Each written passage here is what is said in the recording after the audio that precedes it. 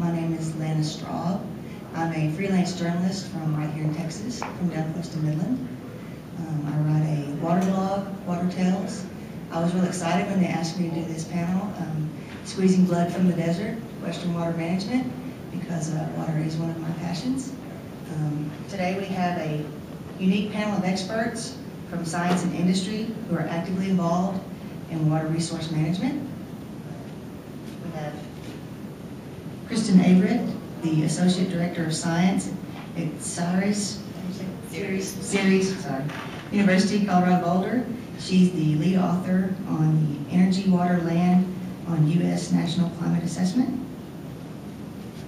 We were supposed to have Jim Conkright today, but he was called away on business, so he sent his personal aide, and she works on Jim's special projects.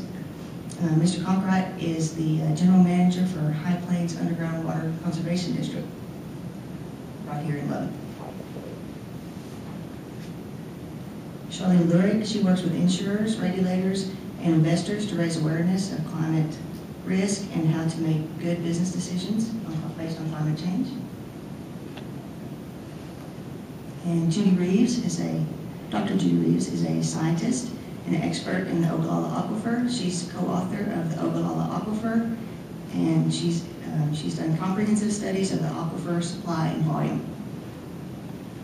And I would refer you to the website for their extended biographies.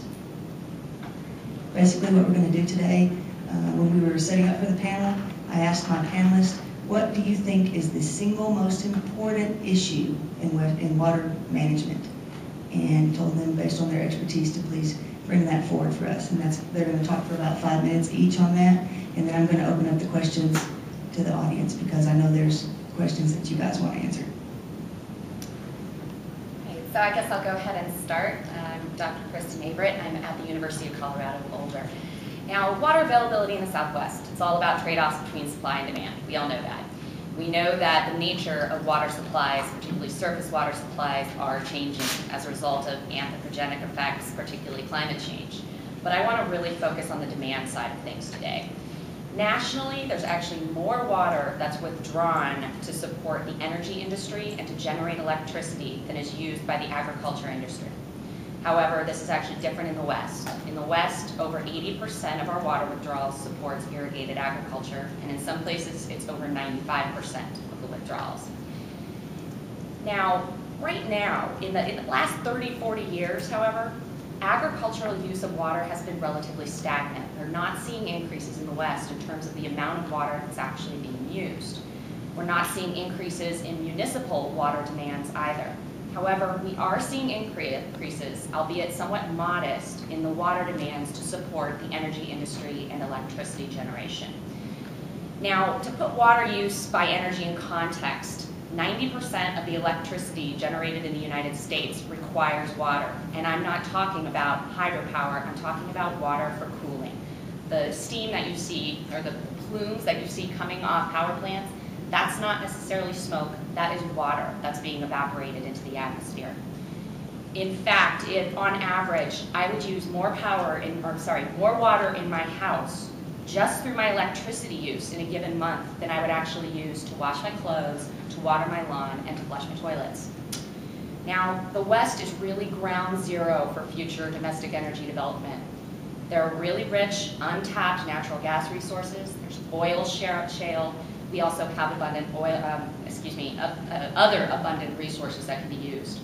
Particularly, there's a lot of potential for the build-out of renewable energy technologies, solar power, as well as geothermal. But populations, they're also burgeoning in some regions of the West, which means increasing electricity demands. The Energy Information Administration does anticipate increases in electricity generation and the demands in the Western United States. Now, for the Colorado River, surface waters that is, the water is over-allocated. Despite what might be physically available in the river, legally there's no water left. So we're really operating in what I would characterize as a zero-sum game. If we're going to have more water to support energy and the electricity industry, the water needs to come from somewhere. So we have declining water supplies just because of climate and just the general changes that we see in the environment. We have possible increasing demands for both electricity and water to support energy and electricity in the region. So it really asks, we have to address the question, will there be enough water to go around and to support all the different sectors that are reliant on our water resources? So one of the questions that I always ask is, what are we as a society willing to sacrifice? Is it water for drinking? Is it electricity? Water for the environment and our recreation? Power, food? Or can efficiency and conservation of both energy and water resources make up that difference?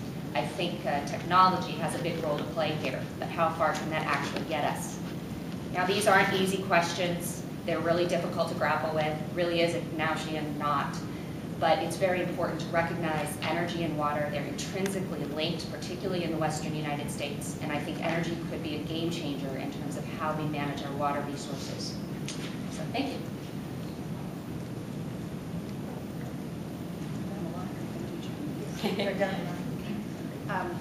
Sherry, I'm sorry. Sorry. We were told not to tap, so we're careful.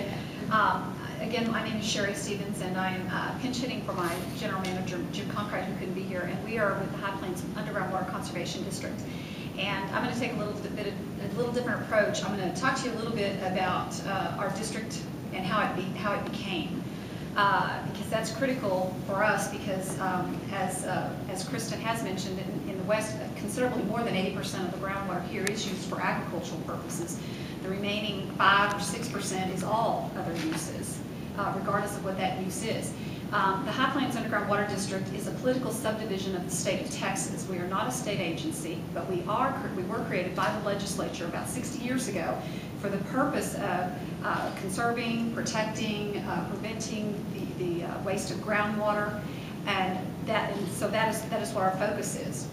We cover all of I'm sorry, let me go back one more. We have two aquifers, well, two larger aquifers within our region, and I think Judy's going to cover the Ogallala a little bit more. The Ogallala aquifer is our major aquifer, and the Dockham aquifer is our minor aquifer. So we're led by a board, a 5-member board that is elected by the eligible voters within our district, and we cover all or part of 16 counties. The two districts just north of us were created just shortly after us. They're almost about to have their 60th birthdays as well. And those 3 districts together have worked very well over the last 5 decades to